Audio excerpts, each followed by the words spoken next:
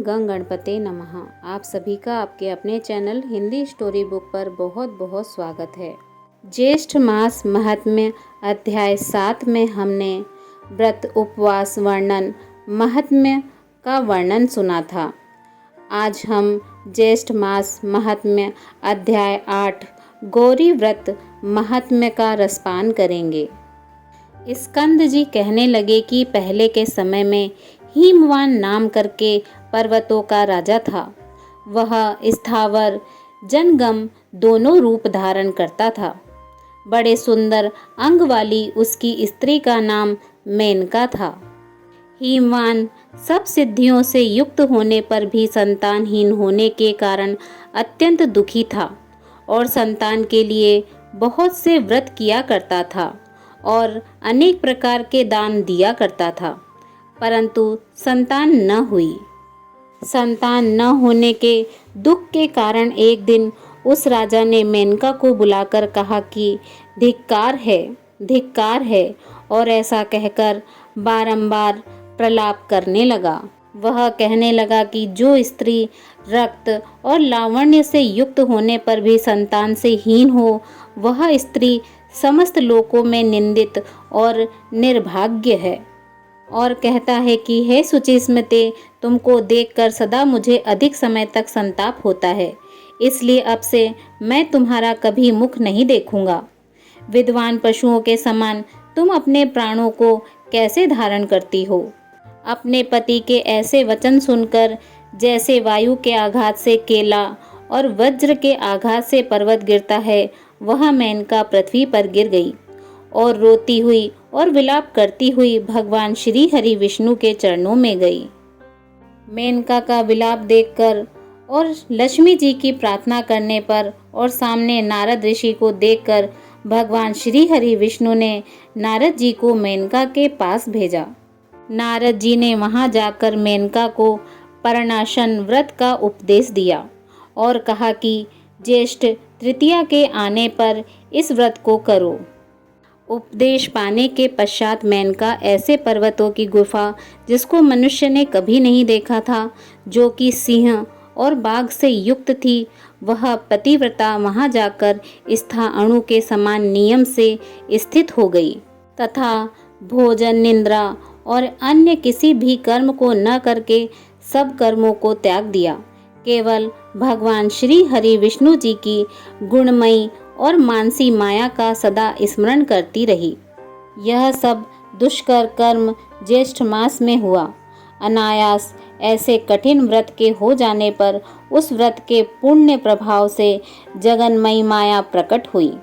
उस माया को देखकर मेनका ने परम भक्ति से उनकी स्तुति की। तब माया ने मेनका को वर मांगने के लिए कहा। तुम्हारे इस मासोपवास व्रत से मैं अति प्रसन्न हुई और तुम्हारी भक्ति के वशीभूत होकर मैं तुमको जो वस्तु नहीं देने लायक होगी वह भी दूंगी। जगदम्बा के ऐसे वचन सुनकर मेनका अति प्रसन्नता से बोली कि हे देवी, यदि आप मुझ पर प्रसन्न हैं तो मेरे आंगन में आप प्रसन्न होकर रहें। जगदम्बा कहने लगी, मैं कन्या के रूप में तुम्हारे आंगन में रहूंगी। ऐसा कहकर फिर कहने लगी कि हे मेनका, तुम्हें एक पुत्र भी होगा। मैं तुमसे एक हित की बात कहती हूँ, सो तुम मेरी आज्ञा से करो। तुमको अनायास ही इस ज्येष्ठ मास के मासोपवास व्रत का फल मिल गया है। अब तुम अपने घर को जाओ और सदैव इस व्रत को विधि पूर्वक करती रहो। ऐसा कहकर माया अंतर्ध्यान हो गई और मेनका भी अपने घर चली गई। घर जाकर मेनका ने राजा हिमवान से सब समाचार विस्तार पूर्वक कहा और भृगु ऋषि के उपदिष्ट मार्ग से ऐसे व्रत को मेनका ने भी किया। इस समाचार को सुनकर हिमवान बड़ी प्रसन्नता और हर्ष के साथ दोनों हाथों से मेनका को आलिंगन कर अपनी गोद में बिठाकर समझाने लगा। उसके पश्चात कुछ काल व्यतीत होने पर मेनका गर्भवती हुई और वशिष्ठ ऋषि ने आकर मेनका का पुंसवन संस्कार कराया। स्कंद जी कहते हैं कि हिमाचल के समान मनुष्य पृथ्वी पर अति दुर्लभ होते हैं। जिसके घर में स्वयं जगदम्बा प्रकट हुई हो और उमा, गौरी और पार्वती के नाम से विख्यात हुई। इस प्रकार ज्येष्ठ शुक्ल चतुर्थी को शिवा प्रकट हुई। इसलिए सौभाग्य की वृद्धि के लिए स्त्रियों को चतुर्थी के दिन शिवा का व्रत अवश्य करना चाहिए। मिट्टी के शिवजी बनाकर मंडप के चारों द्वारों को अच्छी तरह शोभित करना चाहिए। गिरजासन के चारों तरफ धान्य को बिछाकर मध्य भाग में अपनी शक्ति के अनुसार चांदी का झूला बनवाना चाहिए।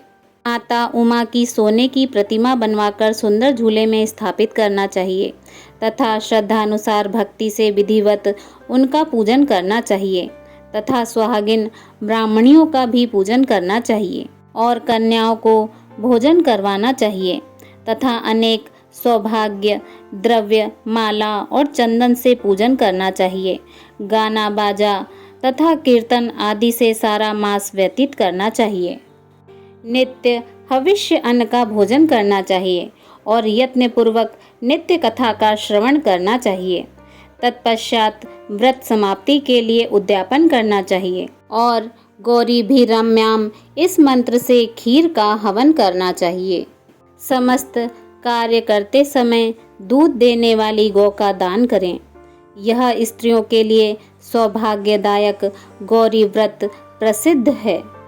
यह व्रत जगत में उमा जयंती के नाम से प्रसिद्ध है।